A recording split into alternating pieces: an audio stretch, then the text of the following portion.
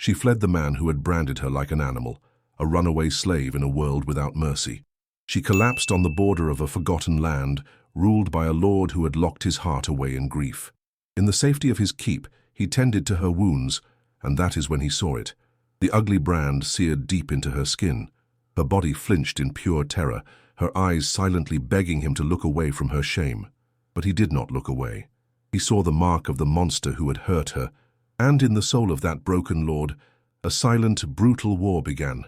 The forest floor was a bed of thorns and frozen mud. Every snap of a twig behind her was the sound of a whip. Every howl of the wind was the baying of hounds.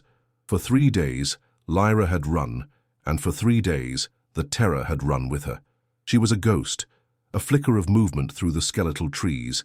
The thin fabric of her tunic, once a servant's grey, was now torn to ribbons and stained with the mud of her flight. Her feet were cut and bleeding, leaving faint crimson kisses on the frosty leaves with every agonizing step. But she did not feel the pain. Pain was an old friend. It was the hope, new and fragile, that truly terrified her. Hope was a dangerous thing to a slave. It was a currency that bought only more suffering from a man like Baron Volkov. In his fortress of cold stone and colder hearts, hope was beaten out of you before it could take root. She remembered the clang of shackles, the smell of fear, the casual cruelty that was the air everyone breathed.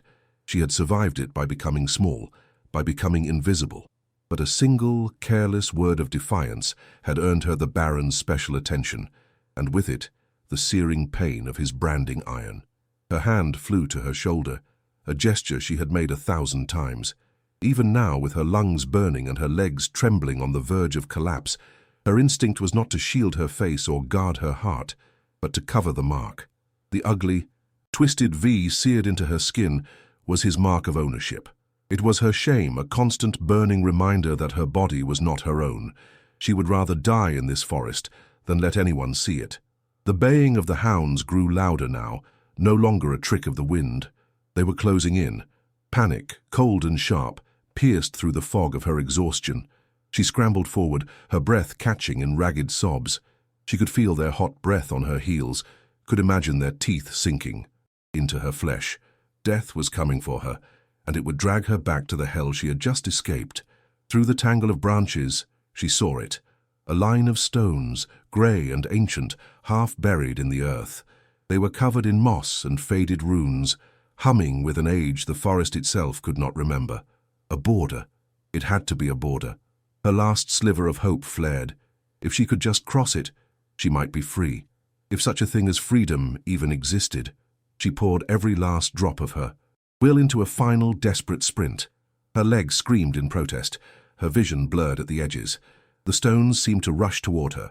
One step, another. She threw herself forward, her body clearing the ancient boundary just as the lead hound broke through the trees behind her, its jaws snapping at the empty air where she had just been. Lyra landed hard on the frozen ground, the impact jarring every bone in her body. She tasted dirt and blood. The world spun into a tunnel of darkness. But as the blackness swallowed her, her last conscious act was to press her hand tightly against her shoulder, guarding the secret branded there, even from the encroaching void. On the other side of the stone line, the hound stopped, snarling and pacing, unwilling or unable to cross into the lands of the shadowed keep. Lord Calen felt the disturbance in his bones before he ever saw it. It was a tremor in the ancient quiet of his lands, a violence that did not belong. The sound of Baron Volkov's hounds was a familiar poison, but it was a poison that knew its place. It had not dared to spill over his border for 5 years, not since the last time he had been forced to remind his neighbors of the price of trespassing. He rode his black warhorse through the trees, his face a mask of cold stone that matched the keep he called home. Behind him, his captain, Torvin, struggled to keep pace.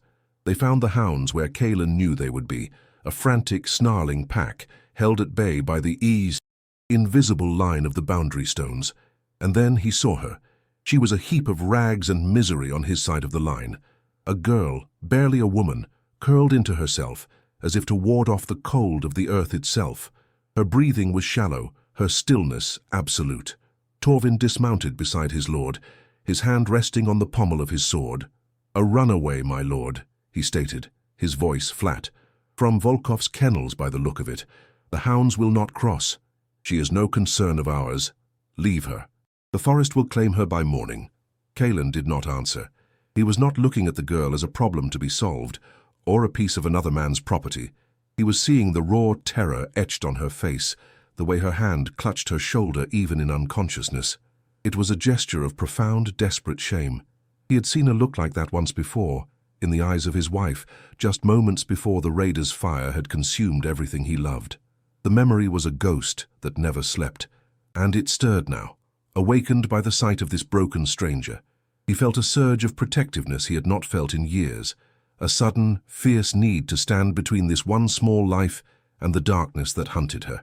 It was an illogical, unwelcome feeling, but it was stronger than the 5 years of apathy he had so carefully cultivated. Have you ever looked upon the suffering of a stranger and seen a perfect reflection of your own deepest wound? In that moment, she was not just a runaway. She was every person he had failed to protect, every battle he had lost in his own soul. With a sharp, dismissive gesture to his captain, Kalen swung himself down from his horse. His movements were fluid, devoid of the hesitation that plagued other men. He walked to where the girl lay and knelt beside her. He noted the bloody feet, the grime, the sheer exhaustion that clung to her like a shroud.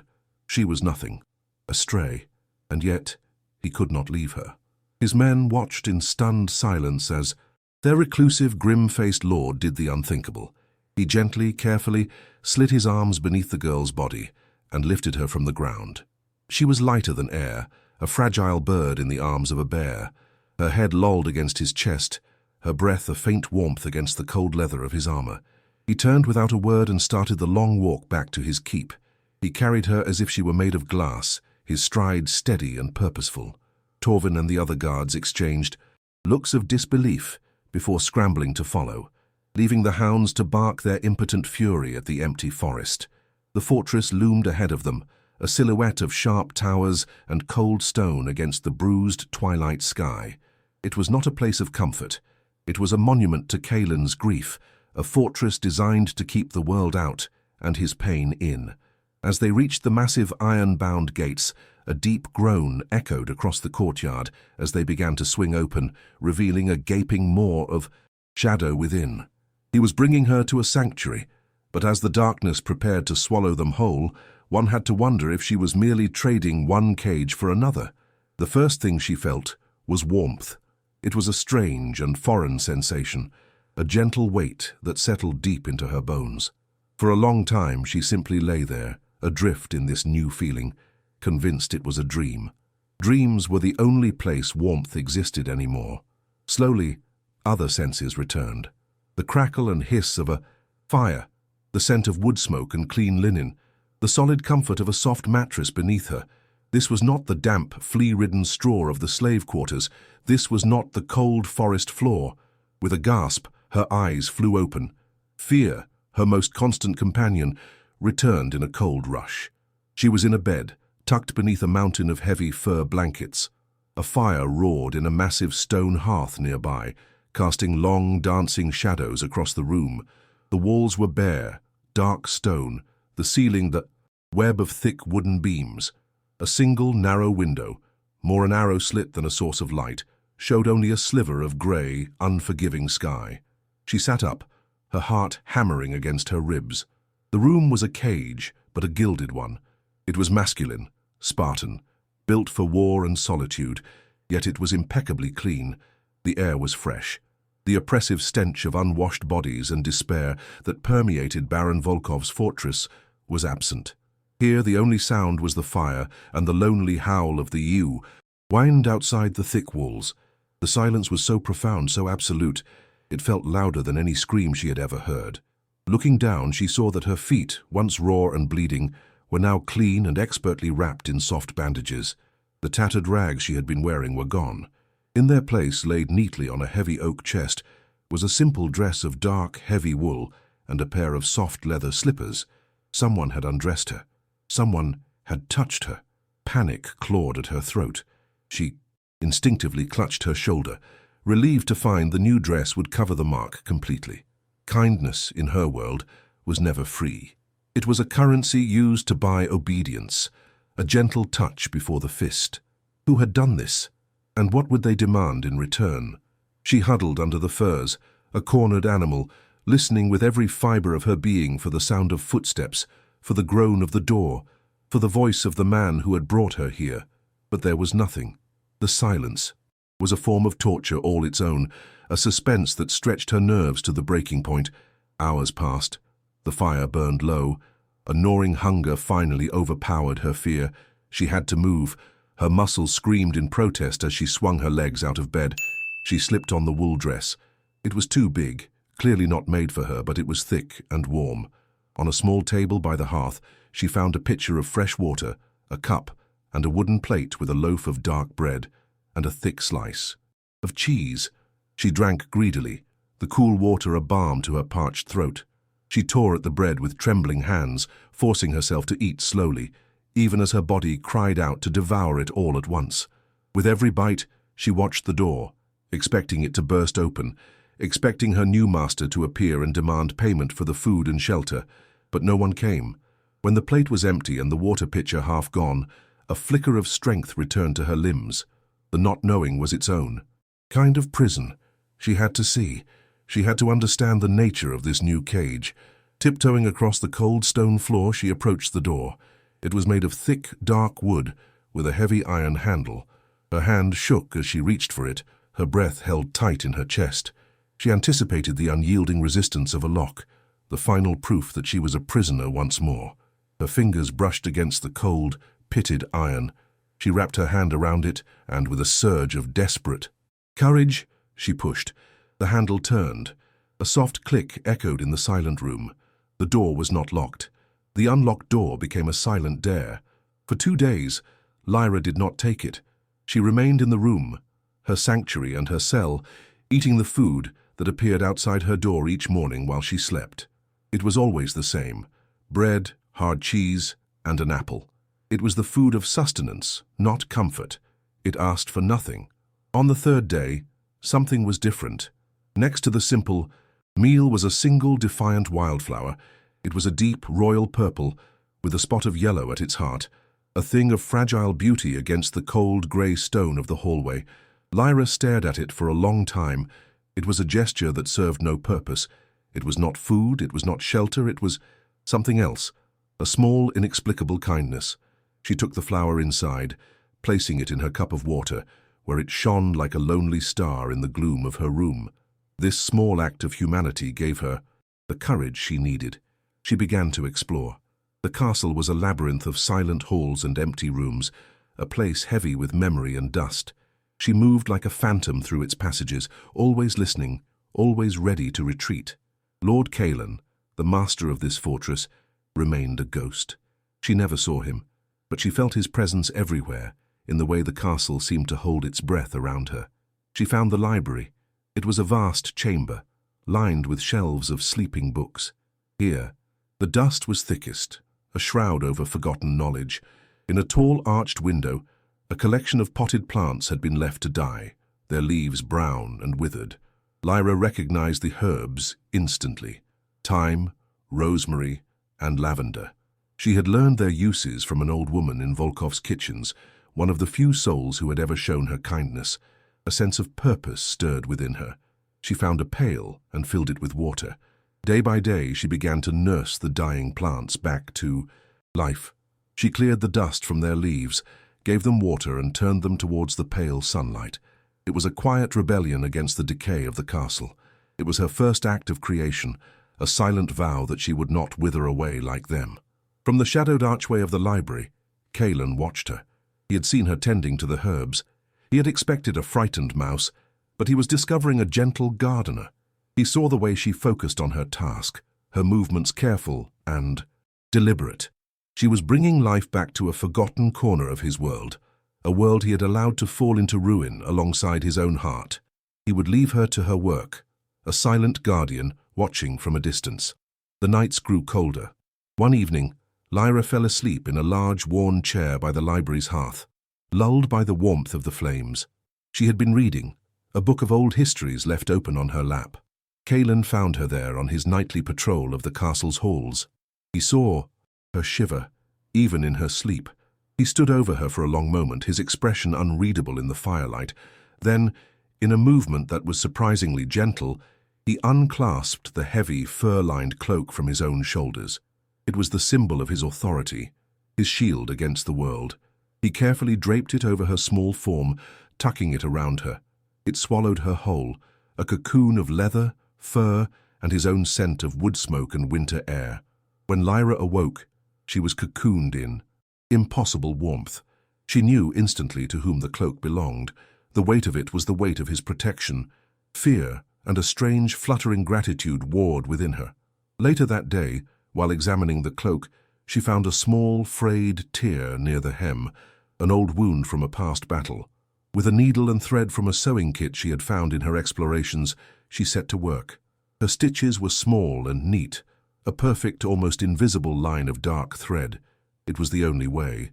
She could speak to him, the only thank you she could offer. She folded the great cloak and left it on the chair where he had found her. That night, Kalen entered the library and saw the folded cloak. He picked it up, his fingers tracing the impossibly neat line of stitches. Such a small thing, a few inches of thread. But it was an act of care, a mending of his armor, and it struck him more deeply than any sword ever had. A warmth spread through his chest, thawing a place he thought had been frozen forever. This silent conversation had reached its limit. He turned, his boots echoing on the stone floor, as he walked towards the library's exit. He knew she was in her room. He would go to her. He would speak. The silence that had protected them both was about to be broken. The footsteps in the hall stopped. Lyra, who had been holding her breath in her room, finally let it out. He had turned away. The silence would continue. A part of her was relieved. The quiet was a language she understood. Words were traps, tools for twisting the truth, for making promises that were only meant to be broken. The next few days passed in this new, charged silence. The air between them was thick with things unsaid. Lyra grew bolder, her quiet confidence expanding from the library to the kitchens, where she began to help the castle's elderly cook, Elara. She found a rhythm in the simple, honest work of chopping vegetables and kneading dough. For moments at a time, she could almost forget. The brand on her shoulder could almost believe she was just a girl in a quiet lord's kitchen. One afternoon she was helping Elara carry a heavy basket of firewood up a winding stone staircase. An old log shifted, unbalancing the load. The heavy basket tipped, and Lyra lunged to stop it from falling, slamming her arm and shoulder hard against the rough-hewn stone wall. A sharp cry of pain escaped her lips, small but piercing in the stillness of the keep. Kalen heard it from the great hall. It was the sound of a woman in distress, a sound that had been absent from his home for 5 long years. It cut through his self-imposed solitude like a dagger. He was moving before he even made a conscious decision, his long strides covering the distance to the stairwell in seconds. He found Lyra on the landing, huddled against the wall and clutching her arm, her face pale and etched with pain. Elara was fluttering around her, flustered and upset. Kalen dismissed her with a single, sharp look. "I will handle it," he said.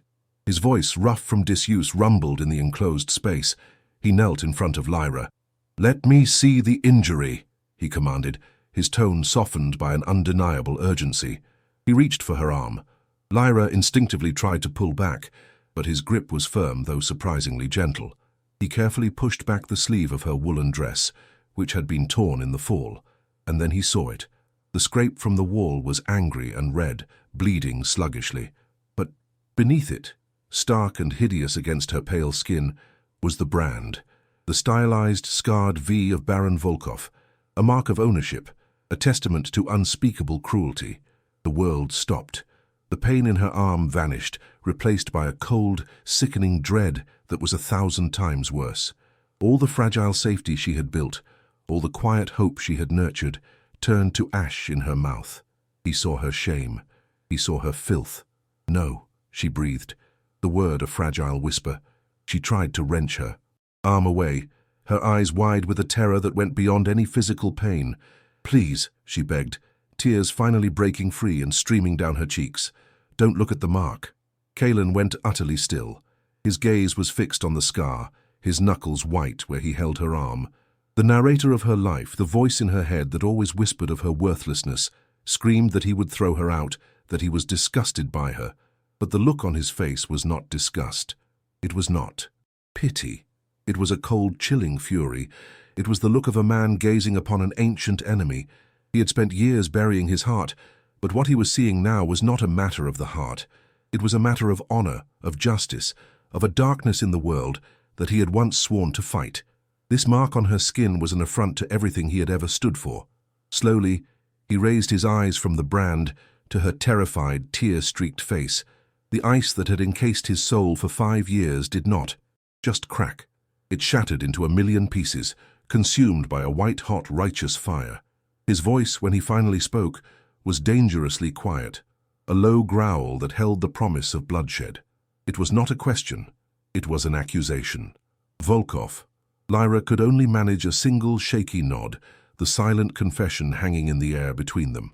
The name, spoken aloud, gave the monster a shape, bringing the entirety of her past crashing into the fragile present.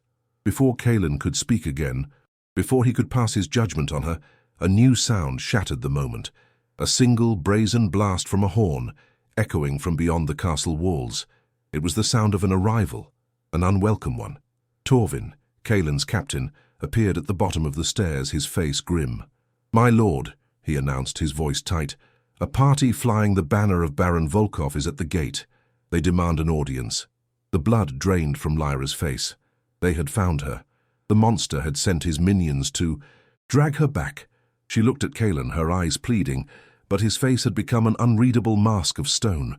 The fire she had seen there moments ago was gone, replaced by the cold, calculating look of a lord weighing his options. "Let them enter the great hall," Kalen commanded, his voice devoid of emotion. "Disarm them at the door." He then turned his gaze not to Lyra, but to Ilara, the old cook who had come to investigate the noise. "Take her back to her room. Stay with her." The words were a death sentence. To Lyra, the command was clear. He was hiding her away, preparing to negotiate. He would trade her, one insignificant runaway, for peace with his powerful and ruthless neighbor. The flicker of hope that he might be different, that he might be her protector, died a swift and bitter death. She allowed Ilara to lead her away, her body numb, her spirit finally broken. In the great hall, Lord Kalen took his seat on the high-backed, unadorned throne of his ancestors. He sat alone, a solitary figure against the vast, cold stone. Sir Gregor, Volkov's captain, strode into the hall as if he owned it, flanked by 2 hulking guards. He was a man built of muscle and malice, a sneer permanently etched onto his face. He stopped in the center of the hall, his eyes sweeping over the empty room with open contempt for the reclusive lord. "Lord Kalen," Gregor began, his voice a gravelly sneer, "I come on behalf of my master, the great Baron Volkov. It seems a piece of his property has gone missing. A runaway slave girl. We tracked her to the edge of your pathetic wasteland." Kalen remained silent, his stillness a stark contrast to Gregor's arrogant posturing. "She is young, with dark hair," Gregor continued, enjoying his performance, "and she answers to the name Lyra. She is easily identified should you find her.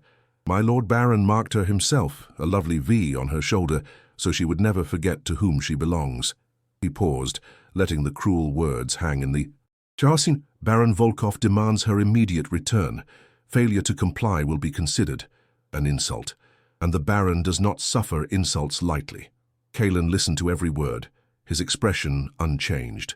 In that moment, he stood at a crossroads, 5 years of self-imposed exile on one side, and the promise of fire and blood on the other. There comes a time in every person's life when the peace they have built becomes a prison, when the cost of looking away is higher than the cost of war, when, faced with a choice between a life of quiet shame and a righteous battle, what does a good man do? After a long, tense silence that stretched Gregor's patience to its limit, Kalen finally spoke. He did not address the envoy. He turned his cold, hard gaze to his own captain, who stood waiting in the shadows by the door.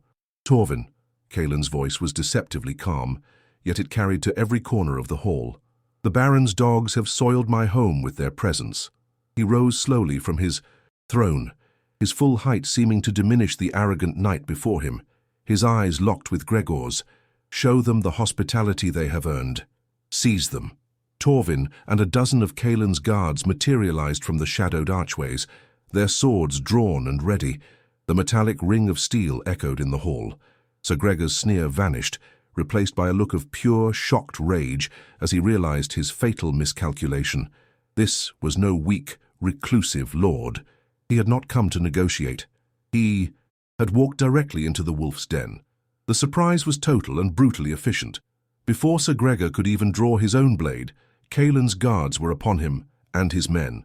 There was a brief, desperate clang of steel, a few choked cries of outrage, and then silence, broken only by the grunts of men being forced to their knees. Within moments, Volkov's proud envoy was disarmed, bound, and bleeding from a cut on his lip, sputtering threats about the terrible vengeance his baron would unleash. Kaelin watched the scene with cold indifference. He waited until Gregor was securely held before turning to his captain. "Torvin," he commanded, his voice ringing with an authority that had lain dormant for too long. "Bring her." Lyra heard the order from the top of the stairs where she had been watching, hidden in the shadows with Alara. Her heart sank. This was it, the moment of the trade. She would be presented like livestock, her fate bartered for land or gold. Numb with dread, she allowed herself to be led down into the great hall.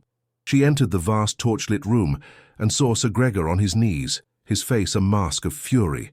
Her body tensed, ready for the humiliation, the pointing finger, the cruel laughter. She kept her eyes fixed on the floor, unable to watch. But Kaelin did not force her to kneel. He did not push her forward. Instead, he extended a hand towards the empty space beside his throne. It was not a command, but an invitation, a place of honor, a place of protection. Lyra looked up, confused, and saw the silent offer. In that single gesture, she understood everything. He was not hiding her. He was not trading her. He was elevating her. He was declaring to his men and to her enemy that she was not a slave to be returned, but a woman to be defended. A tentative, powerful hope surged through her, chasing away the shadows of her fear. Slowly, with a dignity she didn't know she possessed, she walked to his side. With Lyra standing beside him, a united front, Kaelin finally addressed the bound prisoner. "You enter my home uninvited," he said, his voice dangerously soft. "You threaten my people, and you dare to lay claim to a lady under the protection of my house." He let the word lady hang in the air, a deliberate and public rewriting of her identity. "Go back to your master," Kaelin continued. "Tell him that his claim on her ended at my border. Tell him that his threats are meaningless. And tell him that for every day she has spent healing in my home, he now owes me a debt I intend to collect." As a final message, Kaelin had Gregor's own sword brought forth. With a single powerful movement, he snapped the blade in two over his knee and threw the pieces at the knight's feet. "This is my answer to your baron's demands." As Torvin and the guards began to haul the terrified and humiliated envoy away, Lyra felt a surge of courage. The fear that had ruled her entire life was being burned away by the fire of Kaelin's righteous anger. She had been a victim. Now she would be a weapon. "My lord," she said, her voice clear and steady, cutting through the tension in the hall. All eyes turned to her. It was the first time she had spoken in front of anyone but him. She stepped forward, her gaze fixed on Kaelin. "I know his fortress. I know his routines. And I know his fear." She took a breath, holding the attention of every man in the room. "The West Tower. It holds his treasury, but it is the oldest part of the keep, made of dry, untreated wood. He keeps a light guard there because it is high on the cliffs, and he believes it to be untouchable." She looked at Kaelin, a glint of cold fire in her own eyes. "He is terrified of fire." A slow, grim smile touched Kaelin's lips. She had not just given him information. She had given him the key to victory, a weakness born of her own suffering. He looked at her, no longer as a broken bird he needed to shelter, but as a queen who had just shown him how to checkmate his opponent. He turned to his captain, his voice now a clear, sharp command that echoed with purpose. "Torvin, ready every man. We do not wait for Volkov to come to us." He held Lyra's gaze, a silent pact passing between them. "We ride at dawn." The castle, once a tomb of silence, now hummed with the sound of purpose. The air was filled with the scrape of whetstones on steel, the murmur of commands, and the determined footsteps of men preparing for war. In the great hall, a massive table had been cleared, and Lyra stood before it, a piece of charcoal in her hand. On the rough-hewn wood, She sketched a crude but effective map of Baron Volkov's fortress, the layout burned into her memory by years of servitude. She was no longer the frightened mouse who had hidden in the shadows. Her voice was calm and clear as she pointed out guard rotations, servants' paths, and the location of the armory to Kaelin's captain, Torvin. The men of the keep, who had first seen her as a mysterious burden, now listened with a quiet, focused respect. She was not just the cause of this war. She had become its compass. From a darkened alcove, Kaelin watched. He saw the authority with which she spoke, the strength that had been hiding beneath her fear. He saw a survivor, a strategist, a woman of incredible spirit. The last of the ice around his heart melted away, not into fire and rage this time, but into a profound, aching tenderness that he thought he would never feel again. He was not just fighting to avenge her past. He was fighting to secure her future, their future. Later, when the planning was done and the men had dispersed to make their final preparations, Lyra found herself seeking a moment of quiet. She wandered into the small, dusty chapel she had taken to cleaning. It was the one place in the castle that felt truly peaceful. She knelt on the cold stone, but she did not pray for her own safety. She prayed for his. She prayed for the lives of the men who were risking everything for her. A stranger. She heard a single footstep behind her and knew it was him.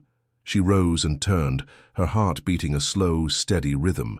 The air between them was thick with unspoken emotions, with the danger of the coming dawn, with the terrifying, beautiful possibility of what came after. Kaelin walked towards her, his face serious in the candlelight. He did not speak of the battle. He did not offer words of comfort or reassurance. All that needed to be said had already been decided in the great hall. Instead, he stopped before her and gently took her arm, the arm with the mark. Lyra looked into his eyes and saw no hesitation, no doubt. The fear she had lived with for so long was gone, replaced by a deep and absolute trust. He was her protector. He was her champion. She would not flinch from him. Not now. Not ever. Slowly, with a reverence that felt more sacred than any prayer, Kaelin lowered his head. He did not kiss her lips. He did not touch her face. He pressed his mouth directly onto the scarred, ugly flesh of the slave brand on her shoulder. It was not a kiss of passion. It was a kiss of acceptance, an absolution.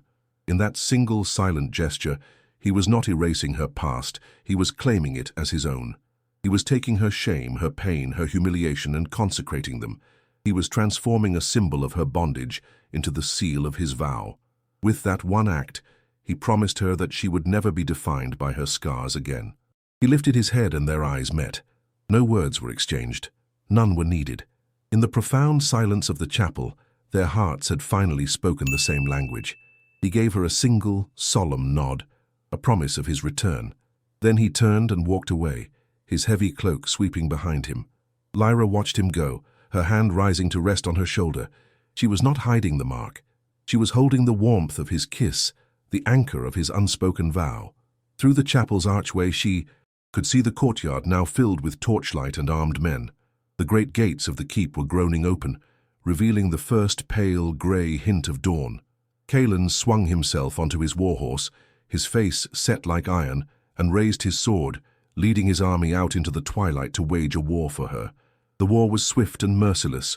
Just as Lyra had foretold, the secret passage allowed Kaelin's men to bypass the main defenses, moving like ghosts within the enemy's walls. The fire, once started in the Old West Tower, was an insatiable beast, consuming the Baron's ill-gotten wealth and creating a maelstrom of panic and confusion. Volkov's army, believing the main threat was to the treasury, was drawn away from the heart of the keep.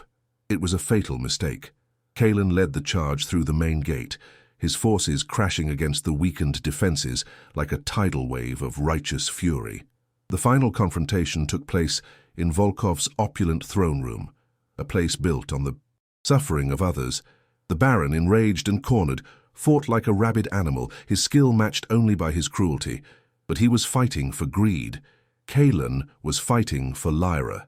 And in the end, there is no greater strength than that. The Baron was disarmed, his body crashing back against a heavy tapestry. Behind it, the stone wall was hot to the touch from the raging fire in the tower next door. As Volkov looked up in terror, the tapestry itself began to smolder and smoke. He had died, as he had lived consumed by the flames of his own avarice, trapped in the prison of his own making. Justice had been served. Caelan's return was not triumphant. It was quiet. He rode through the gates of his own keep at dusk, weary and stained with the soot of battle, his men following in tired silence behind him. Lyra was waiting for him in the center of the courtyard. She did not run to him, and he did not call out her name.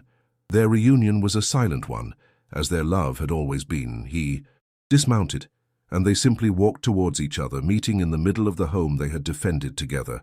The war was over. The nightmare was finished. Years passed. The stone of the keep, once cold and shadowed with grief, seemed to have been warmed by the sun. The halls that had echoed with silence now rang with laughter. The fortress had become a home. In the gardens where Caelan had once picked a single wildflower, a riot of color now bloomed under Lyra's careful hand. It was high summer, and the air was sweet with the scent of lavender and rose. Lyra, her dark hair braided with ribbons, wore a simple sleeveless dress, the afternoon sun warming the pale, silvery scar on her shoulder. It was a part of her, no different than a freckle, its power to cause shame long since vanished. A small boy with Caelan's dark hair and Lyra's gentle eyes chased a butterfly through the flowers, his laughter a bright, beautiful music. Caelan came up behind his wife, wrapping his arms around her waist. She leaned back against his chest, her hands still holding a small gardening trowel. They stood together, watching their son, their peace a tangible thing.